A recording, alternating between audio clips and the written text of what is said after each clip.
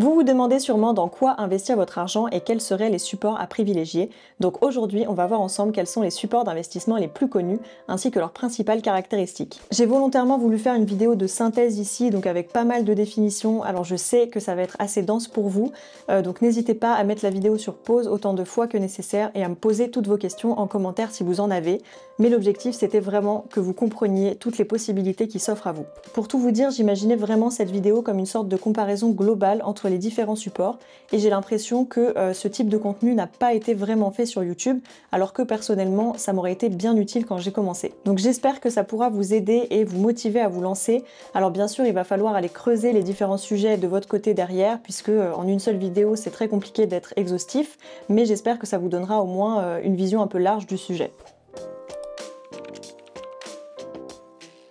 Avant de commencer, je tenais à préciser que cette vidéo sera à associer avec la suivante qui sortira probablement la semaine prochaine et qui traitera des différentes enveloppes fiscales. Aujourd'hui, on va vraiment se focaliser sur les supports d'investissement. Donc pour faire très simple, un support d'investissement est un regroupement d'actifs sur lequel vous pouvez investir. Dans le contexte financier, un actif est un titre ou un contrat qui possède une valeur économique et qui se négocie sur un marché. De manière générale, et ça je l'ai déjà précisé dans mes anciennes vidéos, mais je pense que c'est important que j'insiste dessus, retenez qu'on n'investit jamais sans un objectif clair.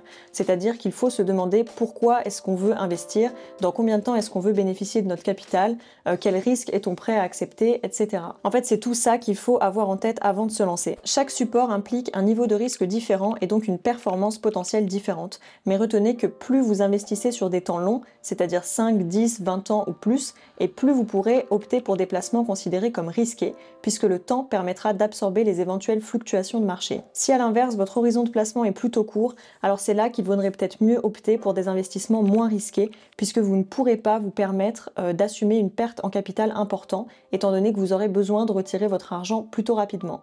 Un autre paramètre à prendre en compte à mon sens, c'est votre intérêt ou votre compréhension de certains domaines d'activité.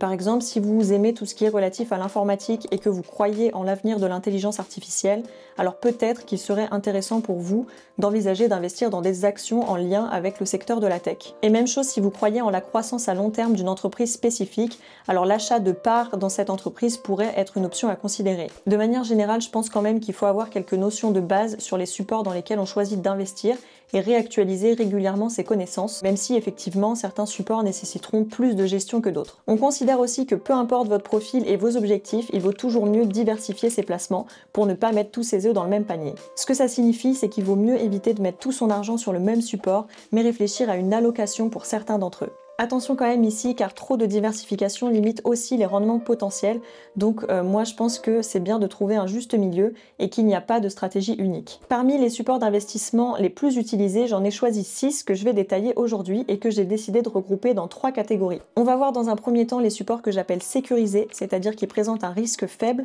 et des rendements stables. On va voir ensuite les supports diversifiés qui exposent à un petit peu plus de risques mais qui restent modérés. Et on terminera par des supports dynamiques qui impliquent un plus haut niveau de risque mais aussi des rendements potentiellement plus élevés.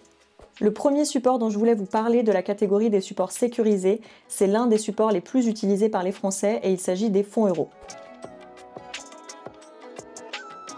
Ils ont été créés en France dans les années 80 et ils ont remporté un grand succès étant donné leur caractère très fiable malgré leur faible rendement. Alors en fait ce support ce n'est rien d'autre que la combinaison d'obligations en grande majorité et d'une minorité d'actions, mais on va voir un petit peu plus tard dans la vidéo à quoi correspondent les actions et les obligations. Ce qu'il faut retenir, c'est que les performances des fonds euros sont globalement assez faibles et varient entre 1 et 4% chaque année. Alors je préfère le préciser ici et ce sera valable pour toutes les performances que je vais mentionner dans cette vidéo, les performances passées ne reflètent pas les performances futures. On ne peut tout simplement pas prédire l'avenir, mais ça ne veut pas dire qu'il ne faut pas faire de spéculation, bien au contraire, puisque c'est sur ce principe-là que reposent les investissements. Les fonds euros sont spécifiques aux contrats d'assurance vie et de capitalisation, donc ça ce sont 2 exemples d'enveloppes que j'ai dit que j'aborderai dans une prochaine vidéo. Personnellement, j'ai toujours trouvé que les contrats qui étaient trop orientés sur des fonds euros ne sont pas très intéressants, surtout pour des placements moyen-long terme comme une assurance vie, mais c'est à vous de voir. On va passer maintenant au deuxième support d'investissement dont je voulais vous parler dans cette catégorie, et c'est un support un petit peu moins connu puisqu'il s'agit des obligations qui constituent notamment les fonds euros. Une obligation, c'est tout simplement un fragment de dette émis par une entreprise, une collectivité ou un État lorsqu'il souhaite financer un projet. En tant qu'investisseur, on peut directement acheter un morceau de ces dettes ou en détenir via par exemple des fonds euros. Alors ce qu'il faut savoir, c'est que les obligations ont en général une durée de vie et que, à échéance, l'émetteur rembourse le montant emprunté avec un certain taux d'intérêt. Finalement, c'est un petit peu comme quand vous achetez de l'argent pour un projet immobilier, vous demandez un prêt et vous le remboursez en payant des intérêts à la banque sur le montant emprunté. Les obligations ont historiquement généré des rendements bruts annuels moyens de 2 à 6% et sont à mon sens plutôt adaptés aux profils prudents qui souhaitent investir sur du moyen terme. Alors il y a d'autres stratégies qui sont possibles par rapport aux obligations. Personnellement, j'ai toujours pas intégré d'obligations à mon portefeuille d'investissement, mais j'y réfléchis sérieusement et je vous expliquerai pourquoi un peu plus tard. D'ailleurs, vous êtes déjà plusieurs à m'avoir demandé une vidéo qui détaille mes investissements personnels, donc sachez que ça viendra sur cette chaîne. Passons maintenant à la deuxième catégorie de supports dont je voulais vous parler dans cette vidéo, et il s'agit des supports que j'appelle diversifiés. Le premier support dont on entend souvent parler et qui rentrerait dans cette catégorie à mon sens, ce sont les ETF. ETF, ça vient de l'anglais Exchange Traded Fund et on appelle aussi ça un tracker puisque c'est tout simplement un fonds qui cherche à suivre le plus fidèlement possible l'évolution d'un indice boursier comme celui du CAC 40 ou du S&P 500. Ce qu'il faut savoir, c'est qu'ils sont émis par une société de gestion et qu'ils peuvent représenter un secteur d'activité spécifique, une tendance ou un pays. Le S&P 500, par exemple, c'est un indice qui reflète globalement la performance du marché américain puisqu'il regroupe les actions des 500 plus grosses entreprises cotées aux États-Unis. Investir dans un ETF, à mon sens, c'est une très bonne manière de diversifier son portefeuille puisqu'un ETF est diversifié par nature et vous n'avez pas vraiment besoin de vous y connaître plus que ça en bourse. Je pense que ce qui est important à retenir aussi, c'est qu'en investissant dans un ETF, vous ne possédez pas directement les actions puisque c'est le fonds qui les détient pour vous et vous détenez des parts de ce fonds. Sachez aussi qu'il existe plusieurs milliers d'ETF dans le monde et que leur performance varie considérablement d'un ETF à l'autre. Alors en général, ceux qui sont indexés sur des indices très larges comme le MSCI World ou le S&P 500 ont tendance à offrir des performances moyennes annuelles brutes plutôt intéressantes qui varient entre 7 et 12%. À mon sens, la véritable force des ETF réside dans leur gestion passive puisque le fonds ajuste automatiquement ses allocations en fonction des éventuelles fluctuations de marché. Je pense que les ETF sont vraiment adaptés à une grande diversité de profils étant donné qu'ils présentent des frais de gestion assez faibles. Souvent, les prises de risque sont plutôt modérées et il n'est pas nécessaire d'avoir une grande expertise en bourse. Toujours dans cette deuxième catégorie, on va voir un deuxième support d'investissement qui n'est pas très connu mais dont je voulais vous parler aussi ici, et il s'agit des SCPI.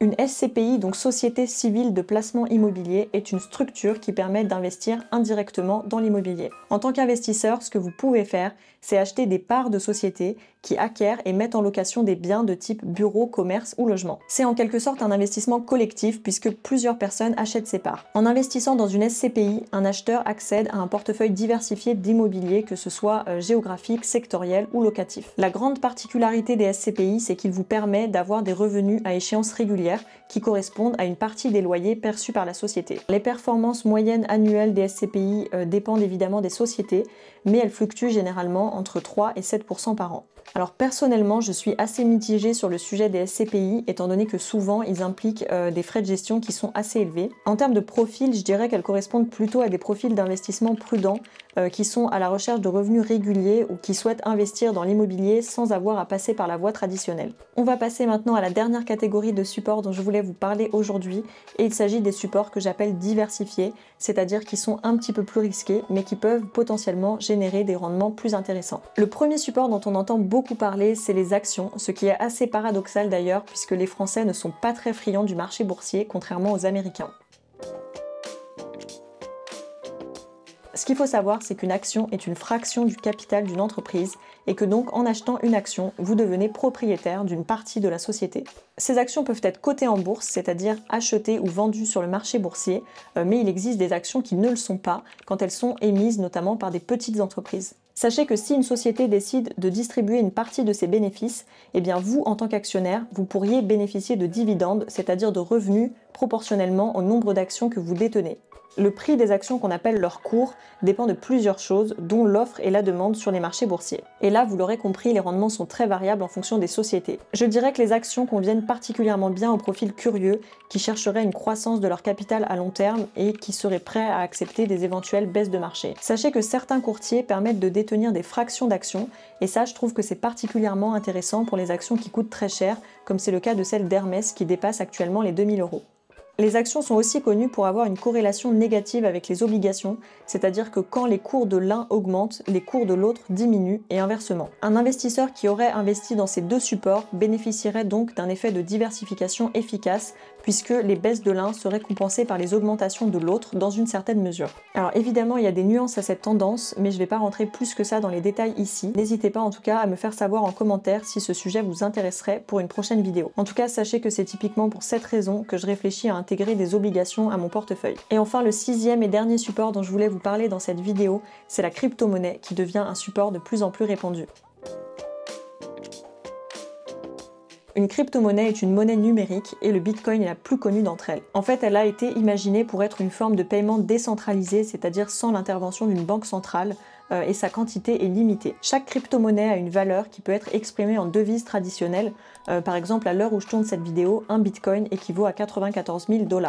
Mais ce qu'il faut quand même savoir, c'est que cette valeur est extrêmement volatile, c'est-à-dire qu'elle peut fluctuer significativement en peu de temps, ce qui en fait un investissement assez risqué. C'est très difficile d'estimer le rendement annuel moyen du Bitcoin, même si ces dernières années, il a été particulièrement élevé, de l'ordre de 50 à 60%. Bon, en réalité, tout ça, c'est bien plus complexe que ce que je viens de vous dire là, mais au moins, ça vous donne une première idée de ce que c'est. À mon sens, la crypto-monnaie est particulièrement bien adaptée aux investisseurs audacieux, qui ont quand même quelques connaissances sur le sujet, puisque c'est pas si simple que ça d'investir en crypto-monnaie.